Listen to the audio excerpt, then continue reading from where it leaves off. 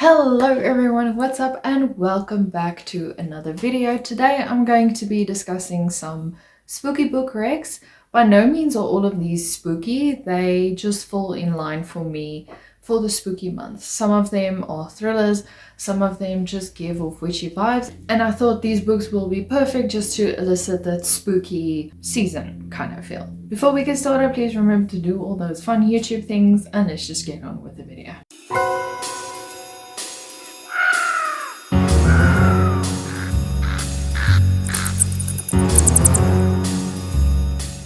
So the first book or the first series I would like to suggest is The Fallen series by Lauren Kate.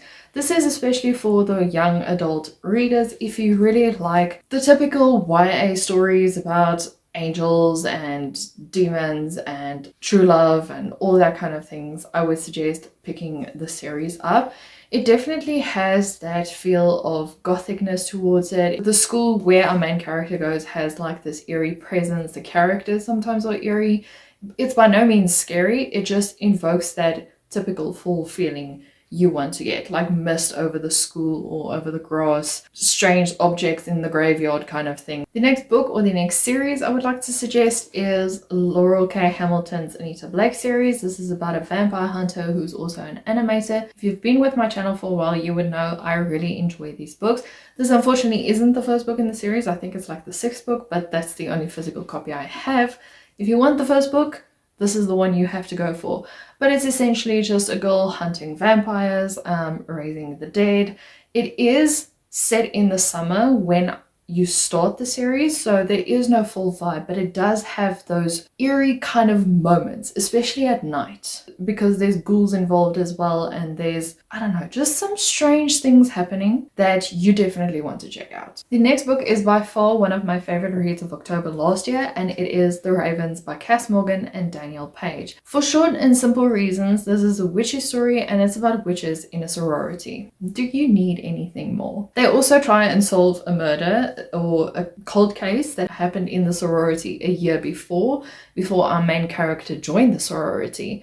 But there's just these cozy, witchy elements involved that you might like. If you are not a very gothic-y kind of spooky reader, this might be more pleasing for you. And it's also a duology, so if you want to jump to the Monarchs as well, you know, why not? Then we have my all-time favorite series that I will not shut up about. And this is the Women of the Otherworld series, or the Otherworld series by Kelly Armstrong. This is a world created that has werewolves, it has witches, it has, I would say there's vampires, but there's not a lot of vampires in the story. There's also demons and angels involved. If you are not interested in werewolf type of stories and want to jump to the rest of the series, you can also pick up industrial magic as well as dime store magic. Choose what you feel. I would suggest reading the series in order, but you can read them as standalones.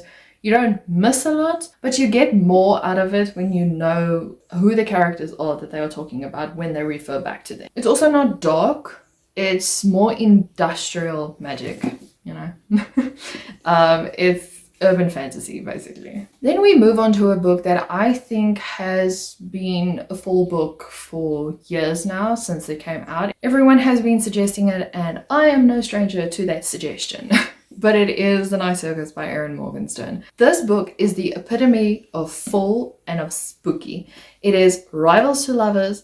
It has a magical circus in it, and there's just so much happening in this book. There's dark magic as well for those of you who don't like dark magic, but it's not as on point as you want it to be. If you want it to be like that, it's more of a subtle referral towards it. The only way I can describe it is these two characters are creating the circus for each other, kind of like when people write love letters towards one another but they've never seen each other. That's the vibe you're getting. But throw in some fall vibes with the eerie circus and strange characters. For those of you who like, I don't know, spooky fall historical stories as well that is kind of based on true facts, I would suggest The Familiar by Leigh Bardugo. This is essentially about a girl who has powers who's not supposed to have powers. It is very frowned upon because it is in the height of when religion really became a very big thing in Spain.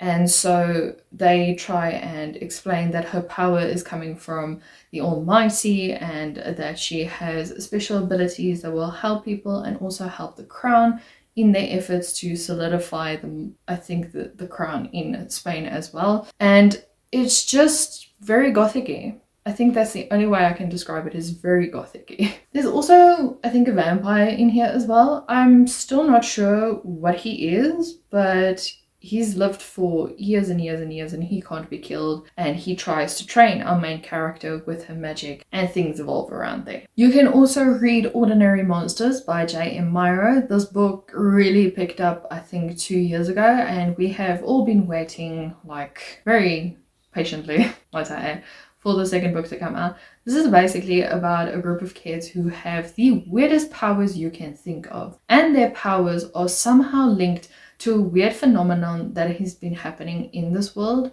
It is also linked to one of the guys who is trying to steal these kids so that he can break this phenomenon and unleash it onto the world that we know it. It is set in, I think, the 1600s or the 1700s. It could even be the 1500s. I can't remember, but I know it was a long time ago, and things that just unravel through it. Because it is also fantasy, and I know a lot of people read fantasy when it is spooky season or when it is fall, as like many of the other stories as well. This book just invokes the full spooky vibe throughout the story. For those of you who are more into the thriller or mysteries kind of category, I would suggest The Temple House Vanishing by Rachel Donahue. And this is about two girls who both fall in love with a professor, and then one day one of the girls disappears and nobody seems to find her.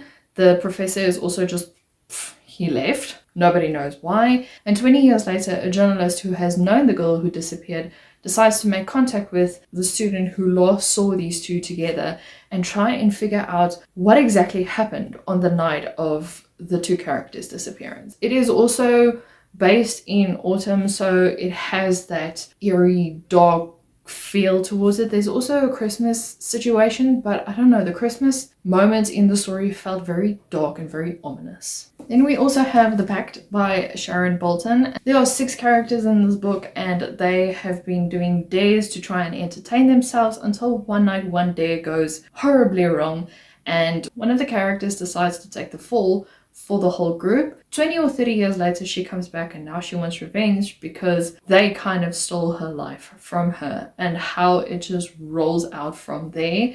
The chaos from it, the spookiness, the eeriness, the dread of just knowing something is going to go wrong, and it's about to go wrong pretty quickly, is definitely imminent in this book. Then the last one I would suggest, if you're a fan of Karina Hall, if you are a fan of Sleepy Hollow, I would suggest reading Karina Hall's Hollow series or duology. But Hollow is based on the story of Sleepy Hollow, as you could have guessed.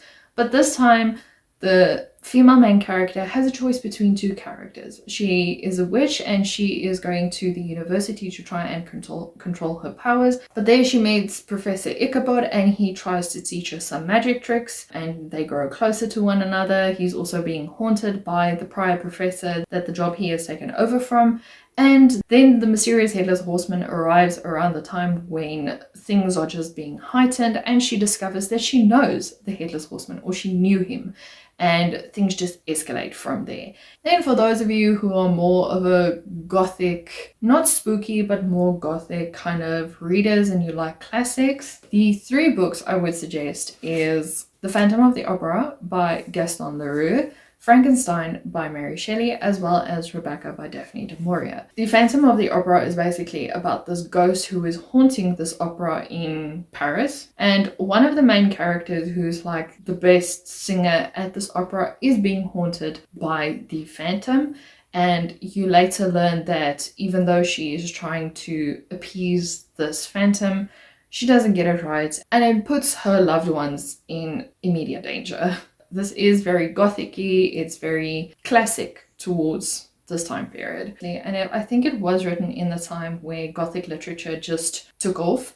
So, you know, if you don't want the spookiness of it, but you want the gothic literature aspect of it, I think all 3 of these books actually have that element. Then with Mary Shelley's Frankenstein, you know, if you know the story of Frankenstein, you would know how this goes. It's just a person who created a monster, and this monster is seeking to be accepted in society, but the way he looks and the way he acts just scares people off. Again, also not a very scary book, but it is definitely on the elements of gothic. Then Rebecca by Daphne du Maurier is also at the height of when gothic literature just took off and sold on the shelves, I'm assuming.